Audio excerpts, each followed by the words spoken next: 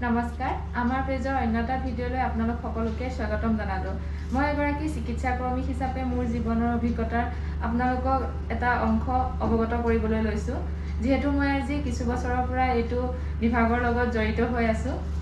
এজন পেচেণ্ট যেতিয়া কেমোথেৰাপিৰ বাবে আমাৰ ৱাৰ্ডলৈ আহে তেতিয়া সেই পেচেণ্টজনৰ ভাইটেলছসমূহৰ লগতে তেখেতৰ ব্লাড ৰিপৰ্টসমূহ আমি প্ৰত্যেকবাৰে চাব লগা হয়। কিয়নো ব্লাড ৰিপৰ্টসমূহৰ এটা নিৰ্দিষ্ট ৰেঞ্জ থাকে। সেই ৰেঞ্জৰ পৰা যেতিয়া কম বা বেছি হৈ থাকে তেতিয়া আমি কেমোথেৰাপি দিব নোৱাৰোঁ, কাৰণ সেই কৰাৰ পাছতহে আমি কেমোথেৰাপি দিব পাৰোঁ। আজি তেনেধৰণৰ ঘটনা এটা আমাৰ এই ৰোগীজনৰ লগত হৈছে।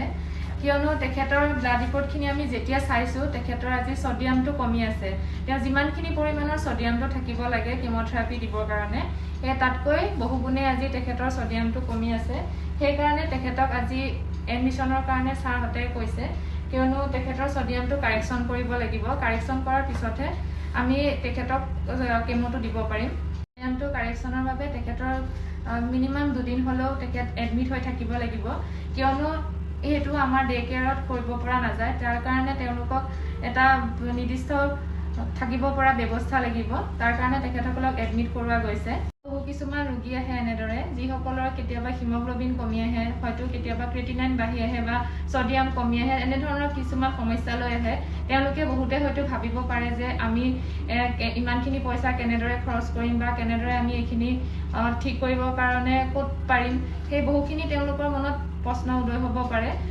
আপোনালোকে ইয়াৰ কাৰণে চিন্তা নকৰিব, যিহেতু আমাৰ হস্পিটেলতে আমাৰ ডিপাৰ্টমেণ্টৰ ছাৰসকলে এইসমূহ সঠিক কৰি ল'ব পাৰে।